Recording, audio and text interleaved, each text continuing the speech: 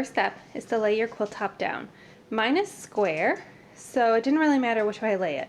But if you have a directional print and you want it to go from the top to the bottom of your quilt, make sure that that's the way that you're laying your quilt out. So top, bottom of quilt. Then you want to lay your backing down on top, and you want to make sure that you have enough overage on either end. Most long armors like to have at least 5 inches of overage on either end, so make sure to factor that in. So on this side here, we've got about 5 inches. And then on this side here, we have about 5 inches. You'll notice that my fabric is folded over and that I have a whole bunch of extra fabric here. That's intentional.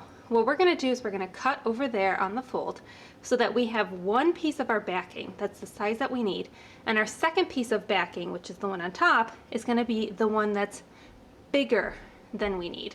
The reason for this is that when you're trying to pattern match, it's obviously not gonna be 100% even.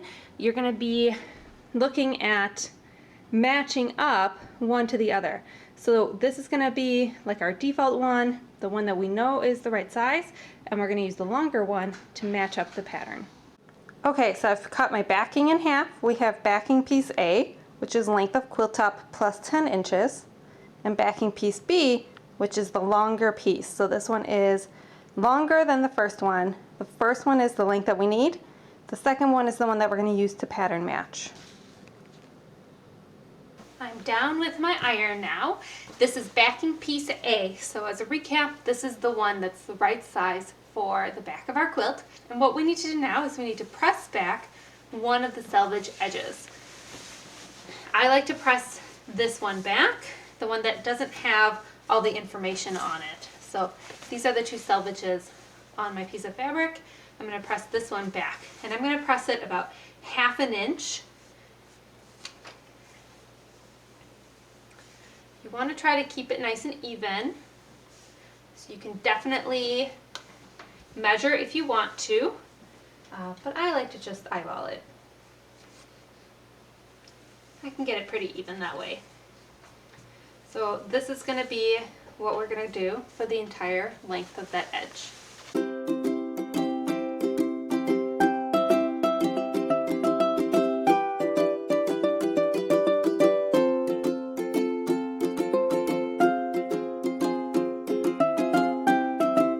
Now it's time to combine this piece with our other piece. I'm going to move backing piece A over here on the left, so my folded selvage edge is this one here, and my little faces are facing towards me. I'm going to grab the second piece and also put it so that the faces are face up. And what I need to do is I need to match up this one to this one. And I can already see here I have half of a face here, I have half of, the same face over here, so I'm able to match them up.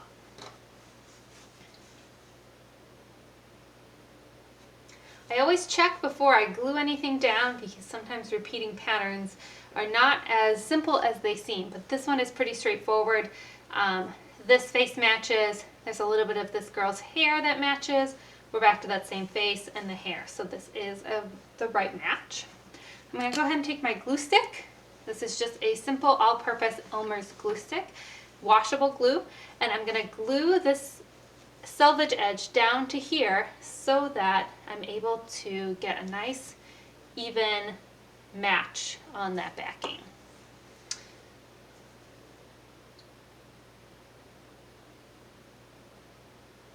About there.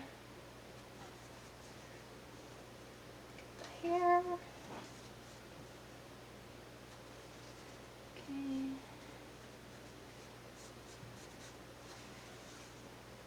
And a little bit more glue. I like to work in about 5-inch segments at a time. And just give it a nice press every time that you press down some glue.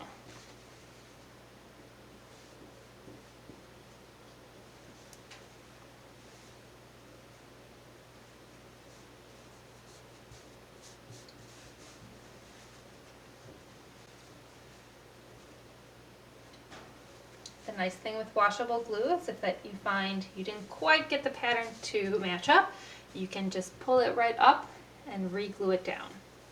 Always adding a little bit more glue if you need to. So I'm going to go ahead and I'm going to glue this entire edge down.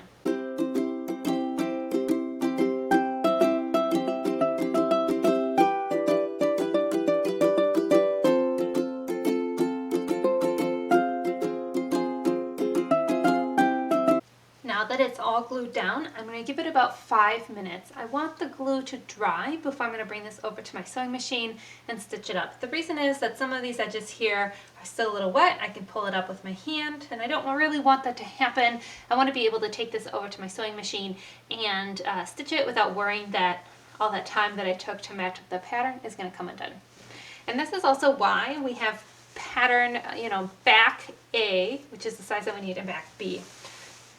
You'll notice that there's quite a bit extra here, which is to be expected because B piece was much longer. And when we started up here at the top and we matched them up, they matched up fairly well.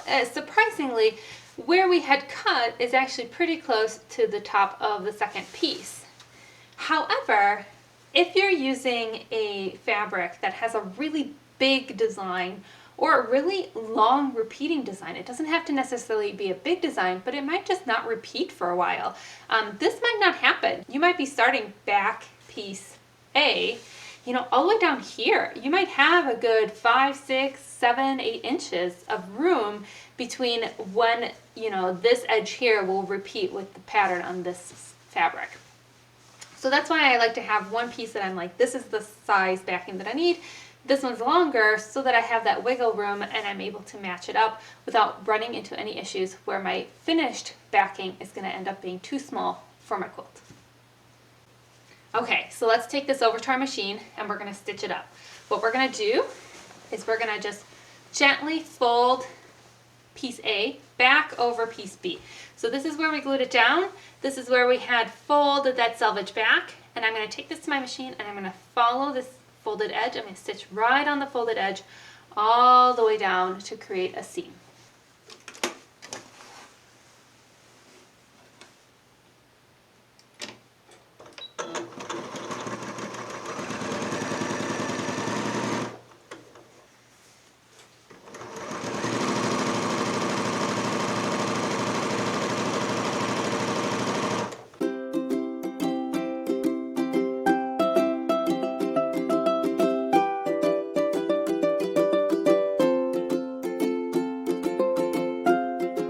I've stitched right along that fold line all the way across my selvage. Now I need to trim the second selvage so that it's the same seam allowance as the first one. I like to leave about a 1/2 inch seam allowance on the backing seam. So this selvage here, the top one, I'm just going to leave and I'm going to trim this bottom one to be even with the top one. I'm going to try not to have any of the black writing come through on my selvage.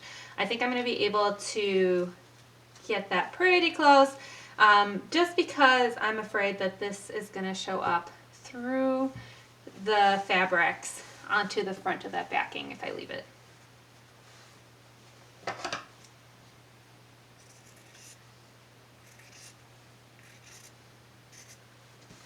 You can definitely do this with a rotary cutter and ruler.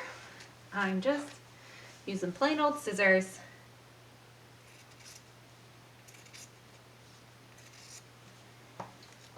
And then as I'm going, I'm actually gently peeling these apart so that I can get that seam allowance cut. But if you don't have to worry about any sort of black writing, you could just go ahead and cut it without peeling it apart. And then once you're done, just gently peel the two fabrics apart. That glue is going to come right off, not a problem. It shouldn't stick too badly to each other.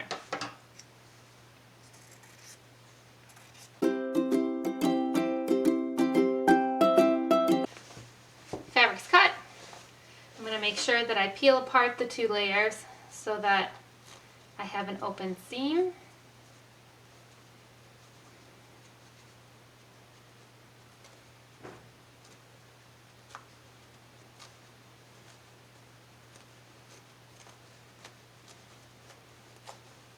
This is kind of the fun part, actually. Comes apart really nicely.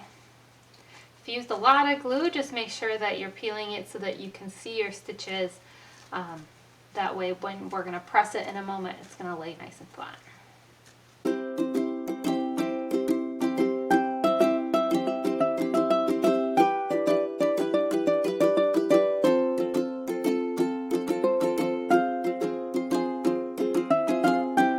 going to go ahead and press it. I like to press the seam open so that it's going to lay really nice and flat. It's not going to add any sort of bulk to my quilt.